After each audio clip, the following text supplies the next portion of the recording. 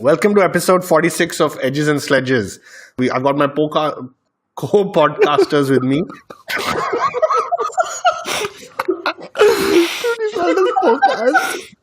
Should we just skip this week? Do you want to try again, senior? The podcasters. Co-podcasters. Okay, I have my... What do I call you guys? My friends. Why don't you just call us your co-podcasters? That's true. That's a good point. I'll start again.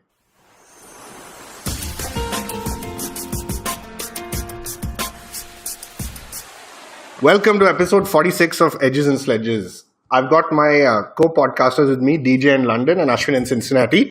And of course, I'm in Singapore. And we've just finished a pretty exciting series of New Zealand. And as DJ was just saying before we started, it's the end of our kind of tour down under. So time to head back to India after this. But today we've got an exciting episode. We want to talk to you a little bit about the India-New Zealand series, the women's cricket as well as the men's cricket. We want to talk a little bit about the England-West Indies series, as well as some of the interesting things that have happened in the recent Australia World Cup squad discussions and coach discussions. So let's get right into it. DJ, I'm going to ask you a little bit about the India-New Zealand series so far.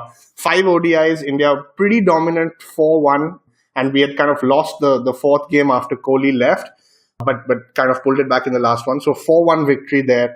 T20s didn't go as well and according to plan, especially today. I think we saw you guys play good cameos, but we lost the series 2-1, and I think we've lost an overseas T20 series after quite a long time.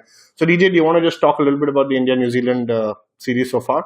Yeah, sure, Varun. Thanks. So where I think we left off in episode 43 before we put out our 2 special episodes was India was leading 2-0. It was looking like we were going to win. The third ODI came around and New Zealand put up 243 batting first. India chased that down with ease, only 3 wickets down with quite a few balls remaining. The fourth ODI, missing Kohli because he'd gone back home, India collapsed for 92. Again, some excellent bowling from Trent Boult, and New Zealand then chased that down very easily. So New Zealand won by 8 wickets. And then in the final ODI, without Kohli again, India chose to bat first on a spicy deck. They were 18 for 4 before Raidu and Vijay Shankar put together a partnership. Raidu got 90. Vijay Shankar unfortunately got run out for 46. And then Chahal and Shami took wickets to lead India to another win. So we won by 35 runs. So a number of one-sided games there. So they weren't really very close games. And then moving into the T20 series, the first T20 again was one-sided with New Zealand putting together a massive partnership, getting 219 for 6. India were bowled out for 139, having a middle order collapse. No one really got it in and got runs. The second T20, again, India came back very well, bowled very well to restrict New Zealand to 158, and then chased those down with Pant and Dhoni doing the honours. And it was quite interesting watching the master and apprentice go about things, and they were there at the end, and we won by 7 wickets. Today, which is the Sunday, was the closest game of the entire tour, actually, where New Zealand batted first, put together a big partnership right at the top. They scored 212 for the loss of only 4 wickets. India were looking really good to chase that down. Vijay Shankar, Rohit Sharma got some runs. Pant was having a good innings. And DK and Krunal came together and kind of smashed some sixes towards the end. And we fell short by only 4 runs. Our fielding, I want to point out, was pretty appalling. We dropped, I think, 4 catches of Hardik Pandya's bowling. I mean, Khalil Ahmed, whatever he does with the ball, I mean, some of those catches and the fielding that he displayed in the series was pretty poor. But anyway, we ended up winning our first ever T20 in New Zealand, I think. But we still lost the series 2-1. So an interesting end to the series. But the tour itself had a number of one-sided matches. So that was slightly disappointing for me. So speaking on the third T20, there were actually 2 things that I wanted to discuss, DJ. The first was Rohit Sharma's innings. And I think he hit 38 of 32 balls. And we know Rohit Sharma is the type of batsman who needs a little time to get in. And I have no doubt that if he batted to the end, India would have won this game. But given the circumstances of chasing 10 and over, do you think that was an innings that kind of slowed the entire tempo down and everyone around him had no choice but to just go for it? So look, in hindsight, I mean, you could probably say that was a match-losing knock, right? But when it was being played, he was trying to rotate the strike. But the issue was, as someone, I think Sunir pointed out on Twitter, that he was patting full tosses out to cover for a single and stuff. I mean, if Rohit was just batting normally, if he was batting with Shikhar or somebody, he would just be hitting those for 4 because he would be the aggressor. It was almost like he decided he must rotate the strike and take singles and turn this over. He was almost overthinking his limited overs batting, which, I mean, from his experience in test matches, Rohit Sharma should not be overthinking things. He's good at what he does. He's an excellent ODI and T20 player.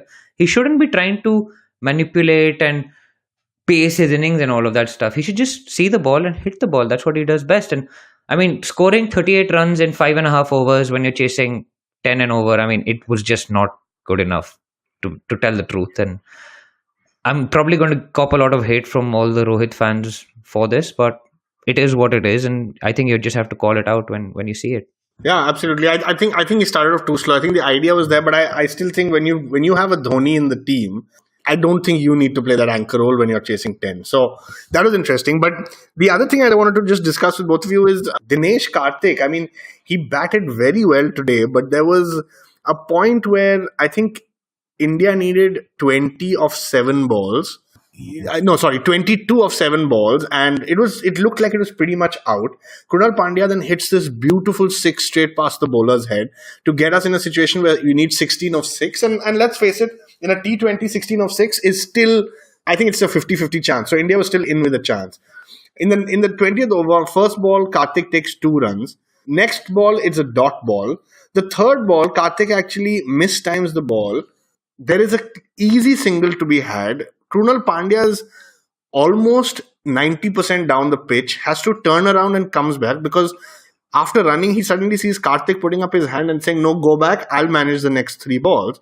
And Krunal Pandya, to give him credit, he just looked upset for about a couple of seconds, but shook it off immediately. But I don't know, I think personally that was ridiculous because after that, he had no choice but to take a single. He wasn't able to hit it for 6. I don't know if Dinesh Karthik thinks he's going to be this last ball hero every time. And I'll say it again, he batted well, but to me, the attitude was just so wrong. And it's not like he was batting with Kuldeep Yadav on the other hand, right? So DJ, I'm going to ask you first because you saw it. What was your take generally on that single being refused? So just to put it out there, I think Karthik batted excellently throughout the game, and this was a bit of a blip. It was a bit of an error on his part. But we've seen people like Dhoni do that before, right? With Raidu, and I think it's bad for morale generally. It seems to indicate that, listen, you're not good enough. You're not going to be able to do it, so leave it to me. And I remember Dhoni did that in a game against England, I think, with Raidu at the other end. And he just refused the single, and we lost that match, and it turned out badly. But I think it was just a miscalculation on his part. He was backing himself and all of that stuff, but he didn't need to. I mean, Krunal Pandya is a good batsman in his own right. As you've pointed out, he hit a beautiful 6 off the last ball of the 19th over, and he was batting really well. He was striking it very, very well. Let's put it this way, not everyone is a Dhoni, right? It's just bad for morale, I think, because it seems to say that you're not good enough to the other batsman, which I don't think is on, especially given he's a proper all-rounder. Yeah, absolutely. I don't even agree with Dhoni refusing to a guy like Raidu. But Ashwin, I know you didn't see it, but do you agree that it's bad for morale? Yeah, I don't think it was the right call, but I think it's important to remember finishing is really, really hard, right? And Karthik has kind of gotten himself in a position where he's become a finisher, and he's shown himself to be one of the top finishers in the world probably at the moment. But finishing is really hard. So had it come off and had he declined the signal, hit a couple 6s off Saudi, we would have said, what a genius stroke. Today it didn't come off. I don't think it was the right call. I think they'll go back to the dressing room and talk about how he should have taken the single. But I think it was just in that moment, probably just the belief in himself, which I don't think is a bad thing. But in that scenario, wouldn't you actually try and run 2 and maybe lose a wicket if you're going to try and keep the strike anyway? Yeah, you probably should. I agree with that. I think that's why denying the single was just the wrong call today. Especially when Krunal almost ran 2. Yeah, exactly. I mean, if they'd just gone for it, it was just a lack of clear thinking, and that was quite frustrating. I mean, but also I think what today showed is how much we miss Kohli, right? Like we talked about Rohit's innings, but Kohli is usually the guy who paces the innings for India. And Rohit tried to play that role, and we saw that he couldn't quite do it. I mean, Kohli plays those beautiful kind of chasing innings where he took us home in the last T20 against Australia. And today we needed that kind of innings, which is you play the whole innings, but it's not slow. And Rohit just got out at a really bad time for India, to be honest. Yeah, we may never see a chaser with the kind of game awareness of Kohli ever again, just in terms of chasing. Like there'll be great batsmen who come and go, but the game awareness of him chasing is at a different level. So I agree with that. Yeah, man. Varun, do you know what Kohli's up to these days? Where is he, dude? I don't know, but I saw some pictures. I think they're on holiday somewhere. But yeah, I also saw a poster in the stand today that said that said one of the spectators is not as interested as Mr. Kohli, but he's more interested in Mrs. Kohli. And I think everyone was like, "Yeah, steady, bro. Like, take it easy." So that was quite funny. Anyway, Ashwin, let me ask you first off, for the T20 specifically, do you think India got the selection a bit wrong? And I say this for a couple of reasons. I think what I couldn't understand is things like, why are we playing Khalil Ahmed again and again when it's quite clear that I think he needs to spend a little bit more time in the local domestic circuit. I couldn't understand the decision to play Dhoni in the T20s. Some people are saying it's to get match practice overseas. And if that was the logic, then why didn't you play a Raidu to get the match practice? So I was a little baffled by the kind of overall selection, having Vijay Shankar at 3, Krunal Pandya as well. So I was just trying to understand what do you think was going on in Rohit Sharma or Shastri's head at that point of time? Yeah, it's a good question. And it's to your point, there were a lot of uncertainties, not just the one odd decision. I think, look, I don't think they took the T20 series quite too seriously, right? I think they were using it as an opportunity to try out some players, give the players on the fringes a little bit of a shot. So just to go through the players you mentioned, I think Khalil, they made a choice to invest a little bit in him to make sure he gets just enough. You know, we're all victims across the world, but maybe particularly Indian fans, of 1 or 2 bad games, and then all of us start shouting that this guy needs to be dropped. I think Khalil has now played close to 10 ODIs and 10 T20s, so it feels like a decent number of outings he's gotten, and now I think it's safe to say, look, the guy needs a little bit more work. Having said that, we talked about on the show, a left armer will always be an asset, and so I think that's why they chose to play him. So Khalil, I'm honestly not as surprised about. I don't think he needs to continue, but I think it makes sense that they played him through this series, and they've shown he needs more work. I think on the batting, I think to your point, what you mentioned, I think they are looking to test out players before the World Cup. So it wasn't so much about, hey, we need to win this T20 series against New Zealand at all costs. If that was the case, honestly, Kohli would have been playing. But I think it was a good opportunity to try things out. So I thought it was great that Shankar got an opportunity and that he actually took his opportunity for the most part. Same thing with Krunal. The batting order, yes, I agree. Dhoni should not have been there, but I think we're at the point now where Dhoni just kind of calls his own shots. So he probably made the decision saying, look, I want to practice a bit more against the New Zealand bowling lineup. We actually do play against New Zealand in the World Cup too. So he probably made that choice, and Shastri and Sharma just agreed. So I think, to your point, a little hodgepodge in terms of the decision, but not the worst thing to be trying out good combinations before the World Cup. Fair enough. I think that's fair. I think that's pretty much probably what the thinking was. And to be honest, I wasn't disappointed by the T20 series loss. I think so long as people got an opportunity, it was interesting. I think a couple of things I just wanted to call out from my side. I think I was quite impressed with Vijay Shankar's batting, to be honest. I mean, after that Nidhas trophy, I had kind of completely written him off. But today, he was the top scorer for India. He scored 43. He hit some good shots, not slogging. He hit some pretty good cricketing shots. He has the famous Hyderabadi wrists of VVS Lakshman and Azhar, it seems, when he hit one of those, balls down the leg side for a 6, I think it was. And the commentators referenced that as well. So it's interesting. Vijay Shankar, Pant, all kind of came good in the little bit of a cameo that they played. But what I want to do is I want to discuss as our next topic the World Cup squad. And why I want to do this is because I think we have 3 opportunities between now and the World Cup for the 3 of us to discuss what is that 15-member squad going to look like. Ideally, what I'd like to do is discuss it once today, once after the Australia series, and once midway through the IPL. Just for our listeners and for 3 of us to get a sense of, are we changing? Are there really that many open slots? So what I'm going to do is I'm going to list out probably 10 out of the 15 that I think are certain. If you guys disagree, let me know, and I'll pause after each section of names that I take. But let's see how this goes. So from a pace bowler's perspective, I'm going to pick 3 guys. I'm going to pick Bhuvneshwar Kumar, Jasprit Bumrah, and Mohammad Shami. Right, those are my 3 picks. Guys, anyone else you would consider as of now, as I'm listing the pace bowlers? No, I think good. That's what I would go with the 2. And I agree with that, absolutely. And I think we only actually do need 3 and not more than that. Because on any given day, I think we'll only ever play 2 quicks. Fair. Okay, that's good. So we've got 3. I've made space for 2 all-rounders, and I'm going to say Hardik Pandya and Ravindra Jadeja. Ashwin, any disagreement on that? Yeah, I'm not sure about Jadeja. So I think the question would be spinning all-rounder versus fast bowling all-rounder. And I think Shankar's made a case. So that's the only disagreement I have there. Okay, fair. I'd also throw Krunal Pandya into the mix with his batting. I would not. I think if we were going to play Krunal in 50 overs, we would have played him now. I don't think he's played much 50 over at all. So, yeah. Absolutely. It's too late in my opinion. Okay. Okay, so and DJ, do you think Vijay Shankar will make a place, or do you think it's Jadeja? And my personal view is Jadeja, just because he would be 12th man in every game. Why don't we go through all the certainties and see how many spots are left actually before we decide? It sounds like from the three of us, we're saying this the only certainty on an all-rounder is Hardik. So let's go with that then, right? Yeah, I think so. I agree with that. Yeah. So that's 4 slots. So we have the 4 slots. For the spinners, I've got 2. Of course, Chahal and Kuldeep. I'm guessing you guys don't have a disagreement with this. I'm hoping my namesake Ashwin will make a comeback. No, I'm just kidding. We're good. Chahal and Kuldeep is fine. No disagreement with Kulcha. Okay. So that's 6 confirmed slots. Let's talk about the top 3. Rohit, Dhawan and Kohli. I'm not even going to ask you guys if you disagree. So that's 9. I personally think that there will, of course, be Dhoni and Kedar Jadhav, because that's been the kind of trend so far. So we have 9 right now. Any disagreement on Dhoni and Kedar? Nope, all good. Not for me. Okay, so that's 11. If I have my math right, I think I'm losing count a little bit. Just use your fingers, man. I use my fingers, or should I use those lines on my fingers? Abacus. Abacus. Yeah.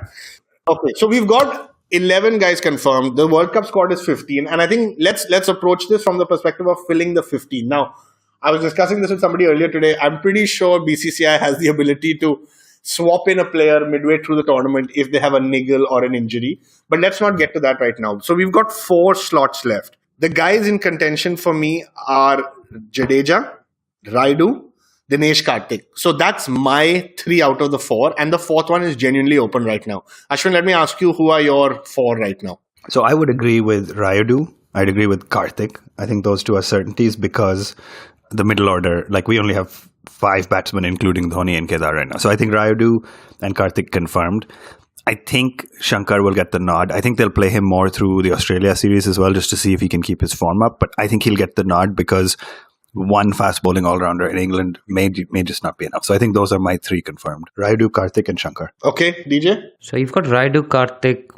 So wait, so you're saying Raidu and Karthik for sure, right? Raidu and Karthik for sure. And then you've got 2 more slots, which I think Shankar, given we've been playing him in the New Zealand series, and he's been batting well, and he's a seaming all-rounder rather than a spinning all-rounder. Okay. So I think Shankar might get it, but then that leaves the question of who else are you going to add to the squad? And I think you need a little bit of backup for the spinners, because you've got Kedar as a backup spinner, but you haven't got a front line. You haven't got a third front line spinner, and I think that's where Jadeja makes it into the squad for me. So I think it's Raidu, Karthik, Jadeja, and Shankar that take the 4 slots for me now.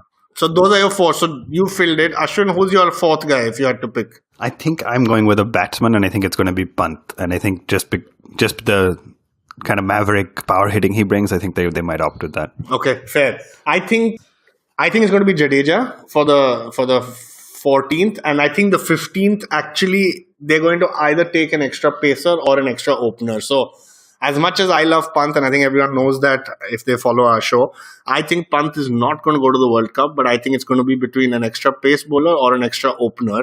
I don't know if that's going to be Rahul. I don't know if Rahane comes back into the mix. I don't know if Khalil or Umesh Yadav are taken, but this is interesting, right? Why can't Pant open the batting? He used to open the batting at under 19 level, right? And he bats 3 in IPL, and he bats fairly high up in the order. So I mean, I'd back Pant to be the reserve opener, really. I mean, he's got limited over, he's got pedigree. Maybe. I don't see that happening, but I don't know how the team will think. I just think that with 90 days to go or so, it's very hard to kind of ask somebody to kind of suddenly open the batting in a World Cup. So that's why I think it's going to be hard. I am the person who wants to see Pant play the most, but I think it's going to be tough. So fair, it's interesting. Let's see how the Australia series goes. I think the toss-up is Jadeja, Shankar. Part of me feels that maybe Dinesh Karthik and Raidu, only one of them will actually get a slot in the final 15. But I think it'll be interesting. So what we'll do for the listeners is at the end of the Australia series, both T20s and ODIs, we'll do this again, and we'll see how much the the squad of 15 for the three of us has changed. I think 11 out of 15, all of us are sure about. Or rather, I would say 13 is what we all agreed upon with Raidu and DK. The last two slots, let's see how it goes. So we'll do that again in a month. All right, let's move on to the women's cricket, India versus New Zealand. So Ashwin, do you want to give us a little bit of a summary on this? Yeah, so interesting series. Interestingly, I'd say the T20 series that just concluded was probably a lot closer matches than the men's series. So just to wrap up quickly, I had Anesha on the show last week when we had wrapped up the ODI series. So India took that series 2-1, but they won the first two matches and then lost the third, and then went on to lose all three T20 matches. I think what was interesting about the T20 series is, like I said, two of the three matches went down to the last ball with New Zealand chasing, and they managed to get to victory on the last ball, including the one that just happened today. And the third one was around about a 20-run margin. So, overall, I'm not going to go through details of each game. I just wanted to say what I found really interesting about the series is, there seems to be a massive divide between the players in the Indian side who are performing and those who aren't. And essentially what that is to say is, like the men's team kind of was in the 80s and to an extent early 90s, it feels like this team is being carried by 4 or 5 players, right? At the top you have Smriti Mandhana and Jemima Rodriguez, who seemed like they were playing at a different level. Like it was almost like they were playing international level cricket and some of the other batters were playing, club cricket. So those two were absolutely brilliant, both very, very young. So really exciting prospects for the future. I think from a bowler standpoint, you had the Poonam Yadav and Radha Yadav both doing pretty well. Deepti Sharma had a decent series. And then when she played, you had Jhulan Goswami bowling really well, but she's obviously one of the legends of the game. So I think the big questions, a 3-0 loss in the T20 series is never good, but it's important to remember that 2 of those 3 matches, they lost on the last ball. So it's not so much about talent or skill. It's about kind of that big game, international level experience and bringing that out when it matters. So I'm pretty encouraged by the series despite the scoreline.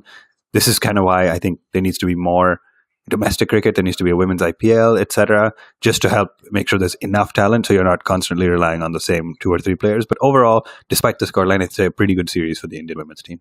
Perfect. Thanks for that. And I don't know, Ashwin, if you know, but I think I saw something that says there is a women's IPL, or at least there's going to be a few games. Do you know anything about that?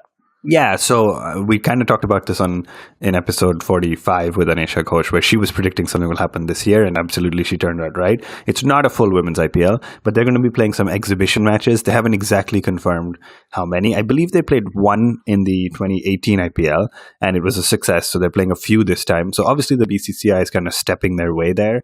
So there'll be a few women's exhibition games taking place during the IPL, probably at the same stadiums at some of the IPL men's games, so just to make sure there are enough eyeballs and enough of a crowd.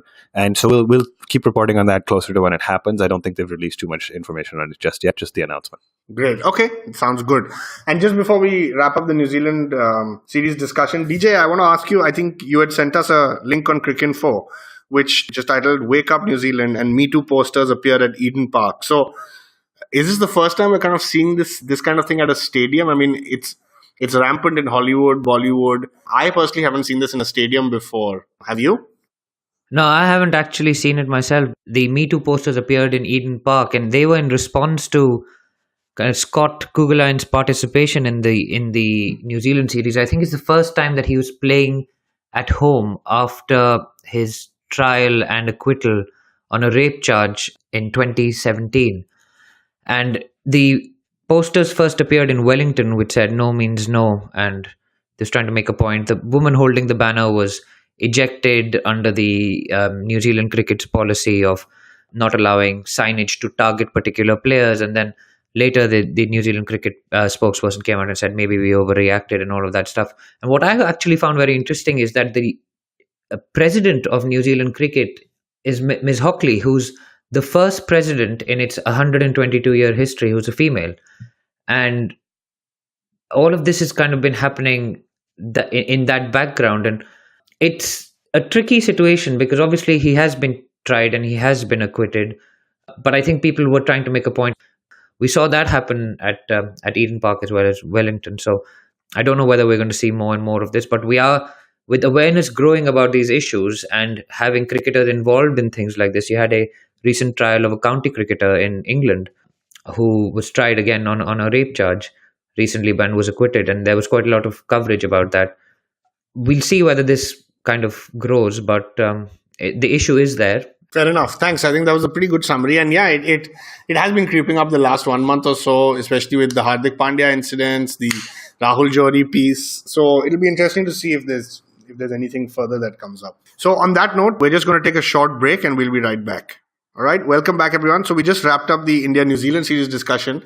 DJ, I'm going to come to you about the England-West Indies series. I think it's been a series that shocked me for sure. I did not expect West Indies to have done so well.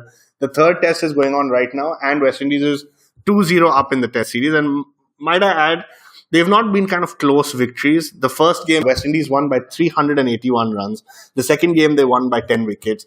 I don't know what happens. I think when West Indies wins and wins so emphatically, there's a certain emotion in a lot of us that love cricket, that just kind of want to see them succeed and want to see them win. And I think it's been great. So DJ, thoughts on the England-West Indies series? I'm going to say something slightly controversial here, but I love the West Indies winning. I especially love them beating England. I even didn't mind it when we lost to them in the World T20 semi-final, because they're such a bunch of lovable characters. I mean, Test cricket at large needs the West Indies, right? Everybody knows West Indies are the champions. And it was brilliant to watch. 381 runs, 10 wicket, big crowds at the Test cricket in the West Indies. And I mean, they played some fantastic cricket. They finished off the second Test match with a 6. And I mean, it's just good to see Test cricket making a comeback in the West Indies. It's been so long. I mean, when we were growing up, they were a strong team. You had Courtney Walsh, you had Brian Lara, you had Curtly Ambrose, you had all sorts of quick bowlers. You had Jimmy Adams, you had Carl Hooper in that famous floppy hat of his. And I mean, and a generation even before that, they were world beaters. I mean, they didn't lose a series for 15 years, right? And I mean, for a team to dominate a sport like that is unheard of. 15 years without losing a series is just crazy. And I mean, you've had things like Fire in Babylon made about the West Indian fast bowlers and stuff like that. And it's just great to see. There's so much history between the West Indies and England, with Tony Gregg saying things like, we're going to make them grovel, and Tony Gregg being a white South African. And then they beat them 5-1 in that series. So there's a lot of history between these two teams. And you have to remember that the last time England actually won out there was in 2004. So it's not an easy place for them to win there. And I think they were taken slightly by surprise. They beat India at home. They beat a very, very weak Sri Lanka overseas. And they just expected to sweep aside this West Indian team. And the West Indian team said, you know what, we're going to stand up and we're going to show you what we're made of. And I've really enjoyed seeing what's happened. As we speak right now, the score in the third test is 262 for 6 in St. Lucia. And Ben Stokes has got out for 79. Josh Butler got out for 67. They were the overnight batsmen. So you've got Bairstow and Ali batting right now. And I mean, the West Indies have done really well. And it's just great to see that for me. Yeah, absolutely. That's why I said it's very exciting. And I think you're right. The only team I would have been okay for us to lose the T20 World Cup was probably West Indies. Didn't feel as bad about it. But DJ, you mentioned Stokes, and again, there was a very interesting Cricinfo article about the new no ball rule. And basically, to summarize, I think typically when a batsman gets out, if he was to leave the field, that's it. That's the end of the play. There's no chance of the batsman coming back. But I think there was a rule that was implemented that said that if the umpire deems that the batsman is actually not out, he can be called back even after being off the field or beyond the boundary rope. So it was interesting to see Stokes kind of talk about it. And I think he joked saying that he was just happy that he hadn't taken his pants off and he had to get back into the zone of the game. But DJ, interesting for you to see this change? Yeah, so as a lawyer, I enjoyed the change in the law. It was, I think, April 2017, where the MCC, which governs the laws of the game, decided to change the particular law to say if the batsman has actually left the field of play under the misapprehension that he's out, he can be called back before the next ball is bowled, that is. So in this case, it was quite interesting that Johnny Bairstow had actually come out. He'd started taking guard before they realized that Alzari Joseph had bowled a no ball.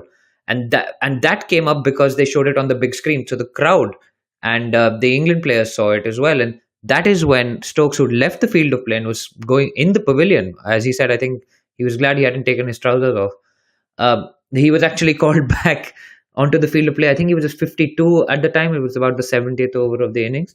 And Bairstow actually who'd come out and started taking guard, had to go back into the pavilion. So it was a slightly absurd situation. But I think good that the right decision was reached. I think it's a good change to the rule the MCC has come up with some interesting changes to the rules of late. They've things like where the bat hits the ground and bounces up won't be given out. So it's just common sense prevailing, and actually making the right decision is becoming more and more important. Absolutely. And I think last point on this that I wanted to ask, maybe Ashwin, I'll come to you, is Jason Holder is not playing the third game for a slow over rate, right? So he's got banned from the third game. How crazy do you think that is? Yeah, I think it's very bizarre. Look, I understand how they've tried lots of different things to try to keep overrate up in the game. Over the years they've tried. I think they've proposed a run penalty. They've proposed all sorts of fines, and they made the fines an obscenely high amount, and still it didn't matter. So we've seen like Faf du Plessis and other players get banned for overrate in the recent years. I think where this one got interesting for any listeners who are wondering is because West Indies managed to wrap up the match in 3 days. So for me, I think overrate comes into play if you weren't able to finish the match in the allotted time, or it ended up in a draw, or if even like rain came in, and then the other side can say, well, we didn't get to bat enough overs, etc., etc. I think when the match wraps up within 3 days, there has to be an exception to the rule. So I thought that was pretty disappointing that they stayed as rigid as they did. Or, I understand they have to stick to the rule, so maybe they need to be clearer, saying if it doesn't impact the outcome of the game, then it's not quite as important. Having said that, I think it's important to note that there are some schools of thought that believe Holder deliberately bowled a slow over, right? He deliberately took his time because he was one bowler short. And so it's pretty easy to get through 76, 77 overs in a day with 4 bowlers. It's not easy to do the full 90 with 4 overs. So if that's the case, then I agree. We'll never know quite what intent was. And I think it should be, again, safe that the match wrapped up early. But I think if really that was the case, that it was a strategic call to bowl slowly so that you could preserve your bowlers and not have them to make them work more, then that's pretty disappointing to see. So that's just my take on the situation. Awesome. Okay. Yeah, I think I kind of agree with you. I think, unfortunately, a rule is a rule. So I think that's what ICC had to follow. But it was a bit bizarre. And and talking about West Indies, I don't know, have either of you heard Bravo's new song called Asia? No, man. I have not. You haven't? Oh my God. Okay. It's very interesting. It's very deep lyrics. And it's essentially a take on Champion, where he just basically keeps saying the word Asia. And he's weaved in all cricketers as well. So he's kind of got Kohli, he mentions Dhoni, he mentions Afridi. And Afridi tweeted immediately when he heard, saying, "Thank you, Champion, for putting my name into this song. I think it's a better song because my name is there." And so it's pretty interesting. I think if you haven't heard it, go check it out. And I'm pretty sure the IPL is going to be now full of this new song called Asia. I'm just looking at Afridi's tweet, actually. It says, well, DJ Bravo, this is definitely an improvement on the Champion song. Yeah, exactly. Dude, that's a bit of a diss to the Champion song, which is pretty good, right? Yeah, I was just looking for the song. I just want to play 1 minute of or 10 seconds of it for you to guys get a sense of what it is. And we start doing off in Sri Lanka. When I call up my friend Sangakara. And we tell him to call up Mihila. And that's pretty much the whole song. That is awesome. I can just say Bravo may not be the most talented musician, but boy, is he a good marketing guy. Like, to your point, this is going to be playing everywhere. So name dropping all his buddies, it's fantastic. Absolutely. And just the India part as well. So Friend named Kohli. So we tell him to WhatsApp Dhoni. So he's got Kohli in there, he's got Dhoni in there. I think this is going to be the IPL song. Dude, he needs to get Pandya in there because he's a little bit from black side. And he likes to see how people move. What is going on? Where's Pandya? Pandya hasn't made it. I think maybe the recent controversy, he hasn't made it. But Pandya's anyway from Jamaica anyway, so it doesn't really matter. I think this is more an international song. Or Jumri Talaiya. Jumri Talaiya to Jamaica. Anyway, so yeah, do check out the song. And last topic from my side today, very quickly, Ashwin, Australia World Cup squad discussion. So I don't know. I've read 2 things in the last couple of days that have been interesting. 5 days ago, I read something that said Smith is going to miss out on the World Cup. He's going to have a staggered entry into the World Cup. 2 days ago, I read that his elbow surgery and elbow injury treatment has gone on well and he looks fit to come back for the World Cup. So that's the first one that I wanted to get your thought on. Secondly, they've appointed Ponting to help out with the World Cup squad. And I think Ponting has made statements saying that, he thinks India and England are the favorites, but he thinks Australia can win in England. He thinks Smith and Warner coming back will really boost the side. And I guess there's 2 schools of thought, right? That one is let Justin Langer manage it, and this is his team. It's for him to deal with the way he wants. But the other school of thought is that Langer needs all the help he can get right now. So Ashwin, thoughts on both these? Yeah, I don't see the harm on your second one first. I don't see the harm in bringing in more cricketing brains. I'm not sure how good a coach Ponting is. I mean, he's had a run in the IPL with Mumbai and then with Delhi and not had too much success there. But I think any brains can help with the World Cup as long as it's really clear who is the final decision maker. And Australia and people like John Buchanan have struggled with this in the past. Australia have 2 vice captains. They've had Buchanan tried 4 captains in KKR. And so that stuff gets really bizarre. As long as Langer is the final decision maker, I think it couldn't hurt to get Ponting in. It'll be interesting to see how Ponting watches the IPL and the Australian players in the IPL, because he'll be at every Delhi game. And so that'll be really fascinating to see how he uses that to see who he can launch into the World Cup side. On your first question on Smith, I'm not going to say too much. I just think there's not enough information out there. And given the hot commodity Smith is and Smith and Warner both are, there's going to be lots and lots of conversation. I'm with you. The most recent report I read said his elbow surgery went well. I think what remains to be seen is how they get back to international level match fitness after having been away from a year. But they've been playing club cricket and league cricket all around the world. So I have very little doubt that Smith and Warner will both be back in the side on March 29th, maybe right midway through the Pakistan series. Awesome, yeah. And yeah, I just saw Sharjah has been reinstated as a venue for that series as well. So that'll bring back some memories. Yeah, interesting. You talked about the Ponting angle. I just think it's funny now. If you've got like 3 captains, 4 vice captains, 2 coaches, I would feel really bad if I didn't have any of these titles and I was playing for Australia right now. So, but anyway, so that's all we have in terms of discussion. I'm going to pass it on to Ashwin to talk about the Twitter quiz segment. Yeah, so this week we tried a listener quiz on Twitter. We posted the question online: who is India's most successful number 7 batsman ever in terms of total number of runs? Part 1 in tests, part 2 in ODIs. So really interesting. We got a lot of submissions. Many folks were pretty close. We had some folks guessing Raina. We had some guessing Jadeja. We had one guess of Ravi Shastri. But in the end, we had 3 or 4 people actually get it correct altogether. So we had Saurabh Jain, then we had Karthik Jayaraman, we had a Twitter handle called @CricketDiet, who I'm not sure if we should give credit because they obviously Googled, but it is what it is.